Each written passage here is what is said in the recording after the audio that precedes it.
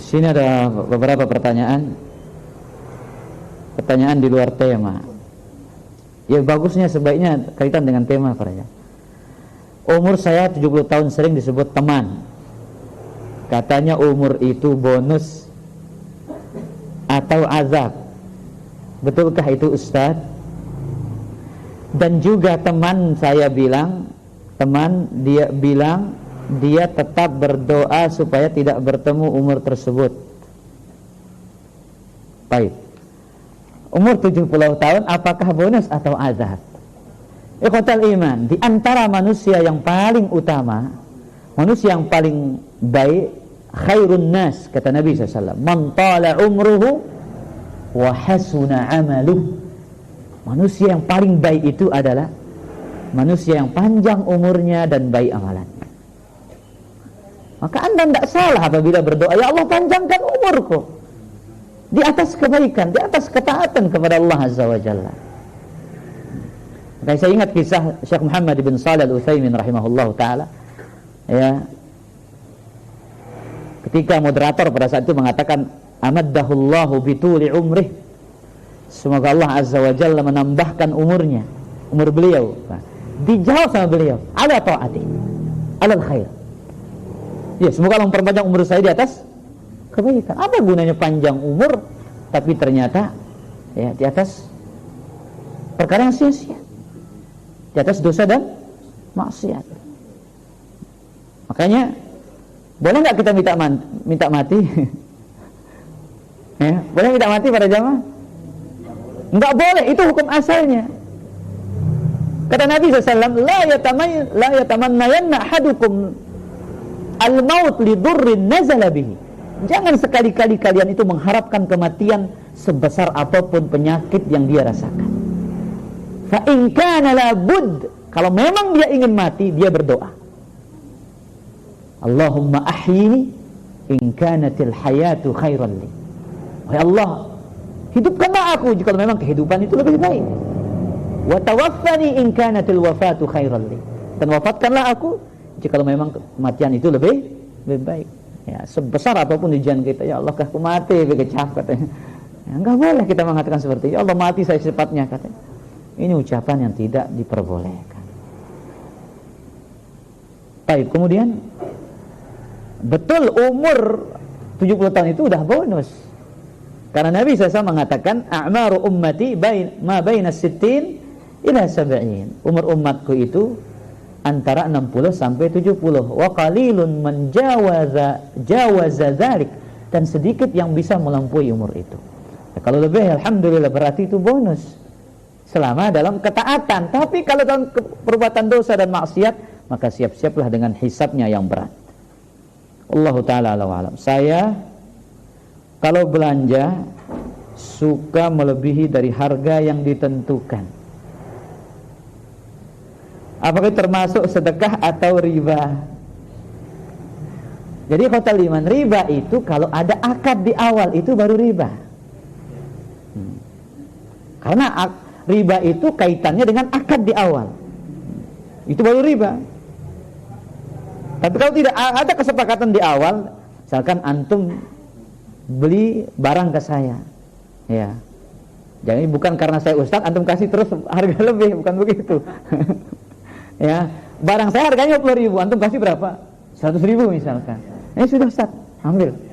Ambil kembaliannya katanya. Apakah riba? Bukan, itu malahan sebagai bentuk kebaikan kita. Bahkan Allah mendoakan orang-orang yang mudah dalam urusan jual beli itu. Rahimallahu mra'an samhan. Semoga Allah merahmati seseorang yang mudah dalam apa? Idza bta'a wa idza ishtara wa idza iqtada. Mudah dalam menjual barangnya, mudah dalam membeli, mudah dalam menagih hutang. Nabi SAW doakan baginya rahmat. Ya, karena sebagian para jemaah subhanallah, entah penjualnya yang pelit, yang sulit ditawar, atau pembelinya yang pelit. Pokok enggak sekini kepe yang kuah dikumele pokoknya katanya. Semua tahun mohon maaf, cuman segini di dompet saya katanya. Padahal masih banyak itu. Ini enggak boleh, ini berbohong para jemaah. Atau penjual mengatakan, modal saya, afwan, akhi, modal itu cuma segini, padahal nggak segitu modalnya. Maka mudahlah dalam berjual beli. Nah, itu bukan riba. Dan Sahih Bukhari, Nabi pernah menagih salah seorang sahabat, Nabi SAW pernah ditagih oleh salah seorang sahabat yang saat itu Nabi berhutang onta, tapi yang ternyata tidak ada usia yang sama, yang ada usia yang lebih besar, otomatis harga lebih mahal. Apa kata Nabi SAW? A'tuh, berikan dia. Fa inna khiyarakum ahsanukum qada'a. Sebaik-baik kalian itu adalah orang yang baik dalam membayar hutang. Artinya utangnya 1 juta dibayar 1.500.000 misalkan, ya 1.100.000 misalkan, tapi tanpa ada akad di awalnya. Dia murni sebagai mungkin berbuat baik, karena dia telah kasih dia minjem uang seperti itu. Tapi kalau dia kejit, enggak lupa lemak. Ya, dikedipin, jangan lupa katanya. Maka kalau gitu termasuk dia adalah riba. Wallahu taala a'lam.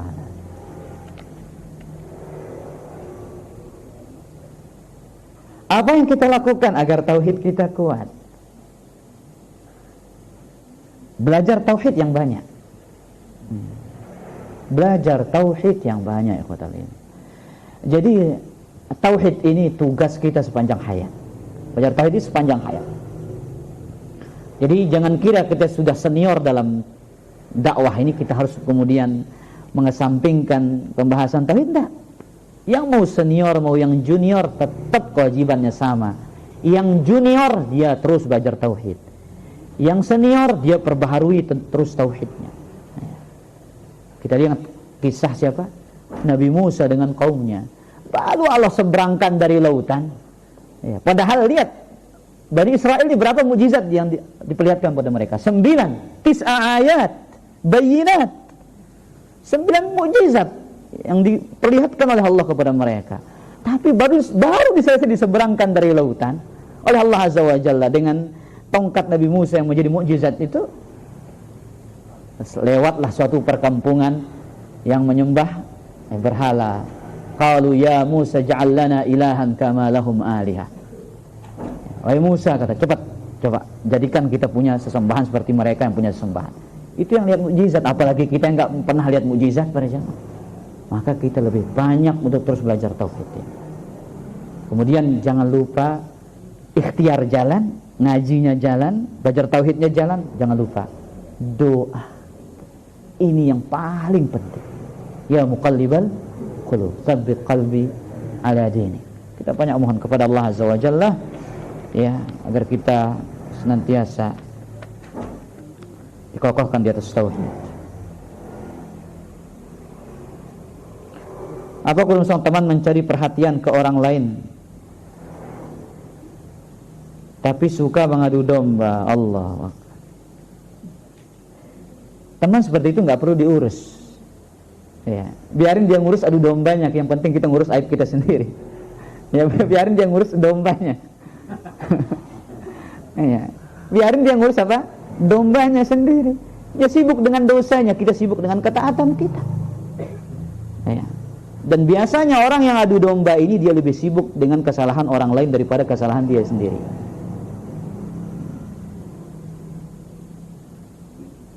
Dan subhanallah, adu domba ini kata lima, dia an-namam, kata para ulama itu bisa merusak hubungan lebih cepat daripada yang dilakukan oleh tukang sihir.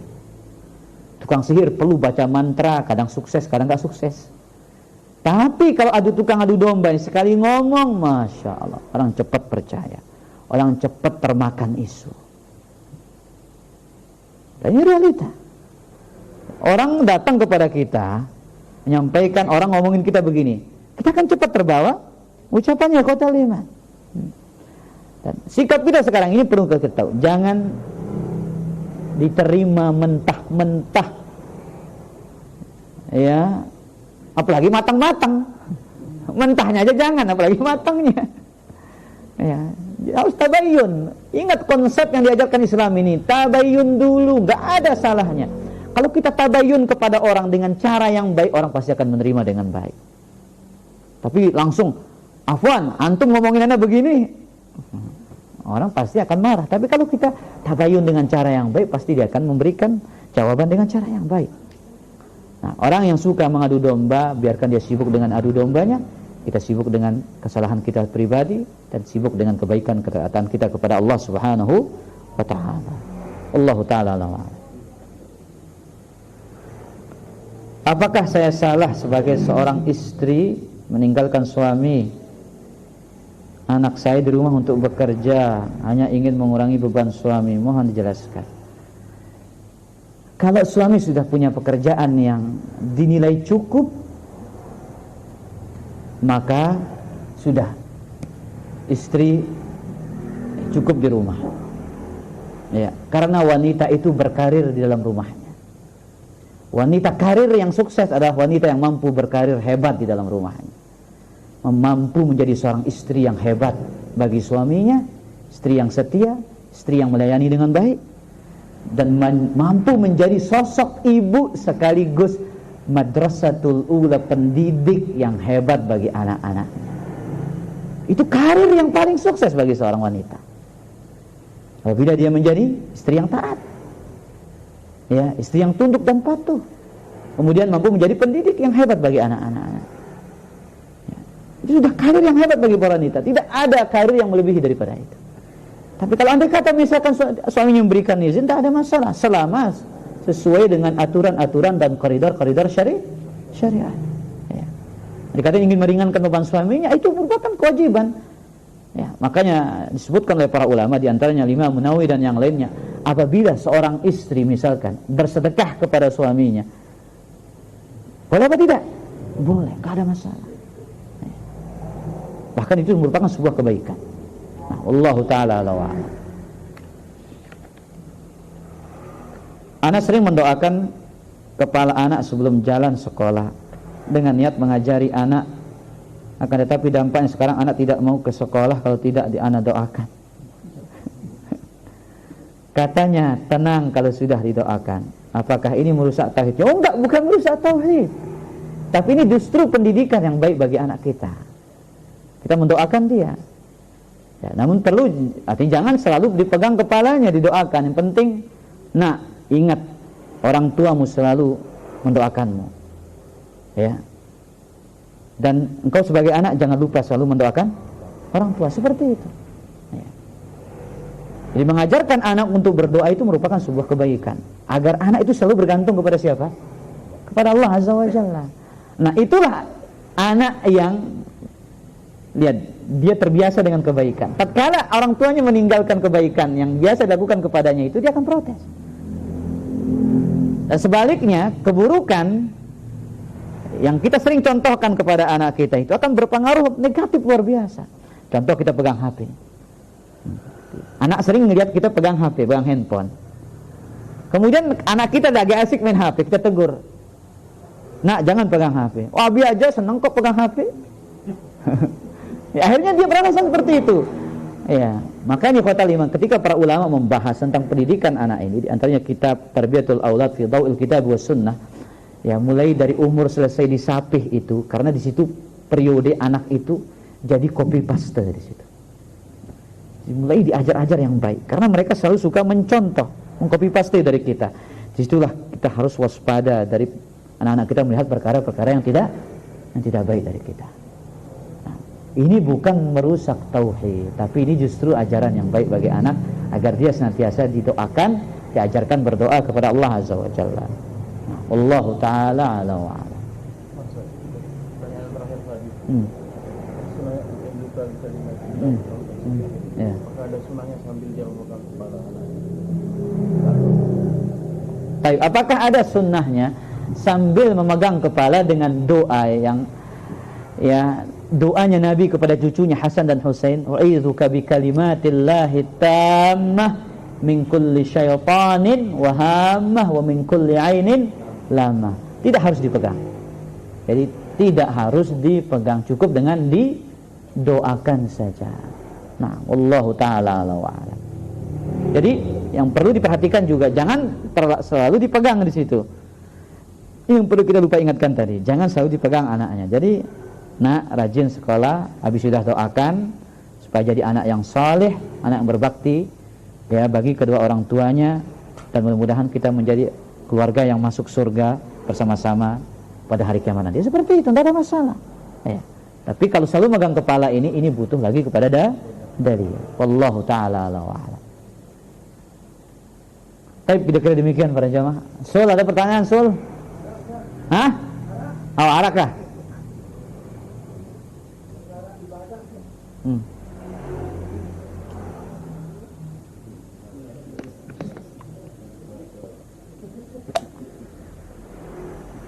Masalah perkara ibadah Ustaz. Oh iya, masalah perkara dua jamaah. Ya sholat lah. Salat terus. Ini sering saya alami Ustaz. Masalah riak dan sum'ah ini. Riak ini memperlihatkan, sum'ah ini memperkenalkan. Terus. Sudah saya lawan Ustaz, kamu ini tidak bisa mendatangkan manfaat dan tidak bisa menolak mudarat. Adakah cara lain untuk melawannya Ustaz? Dia sering datang ini. La ilaha illallah. Jadi pertanyaannya Sul, apa cara kita melawan penyakit riya dan sum'ah ini katanya. Jadi ikhwatal iman azzani Allah wa iyyakum. Saking beratnya riya ini diibaratkan oleh Nabi SAW lebih berbahaya dari apa? Fitnah Masih Ad-Dajjal. Karena saking sulitnya melawan dia. Maka di sini ikhwatal iman azani Allah wa iyyakum, kita harus ingat sabda Nabi SAW. 3 golongan yang pertama kali dilemparkan ke dalam api neraka itu, 3-tiganya adalah orang yang riya, ahli ilmu, ingin mendapatkan sanjungan, dikatakan alim. Ahli sedekah, ingin mendapatkan sanjungan agar dikatakan dermawan. Ya, ahli jihad agar dikatakan pahlawan dan pendekar. Ketiga-tiganya amalan yang besar, sedekah, jihad dan al-ilm. Tapi seketika dia berubah menjadi dosa karena niat. Ini kita ingat ancaman ini. Segera lawan dia. Ya, segera lawan dia. Jangan terbawa arus riya. Kalau terbawa arus riya sampai akhir solatnya batal. Tidak diterima oleh Allah Azza wa Jalla. Ya. Tapi kalau dia mampu melawannya, tidak sampai akhir solatnya, kata para ulama di antaranya Syekh Muhammad bin Shalih Al-Utsaimin, maka Allah Azza wa Jalla akan menjadikan solatnya sebagai solat yang sah dan diterima di sisi Allah Azza wa Jalla. Banyak-banyak berdoa. Ya, ketika mulai datang riya itu baca isti'adzah. A'udzubillahi minasyaitonir rajim. Karena kita khawatir itu bagian andil dari setan yang bernama Khanzab, yang merupakan spesialisnya untuk menggoda orang-orang yang sholat. Jelas Sul? Nah, wallahu ta'ala ala wa alam. Tapi kita kira demikian, ini sudah jam 5:15, pas 1 jam, kurang lebihnya mohon maaf. Subhanakallah bihamdika asyhadu an la ilaha illa anta astaghfiruka wa atubu ilaik. Wassalamualaikum warahmatullahi wabarakatuh.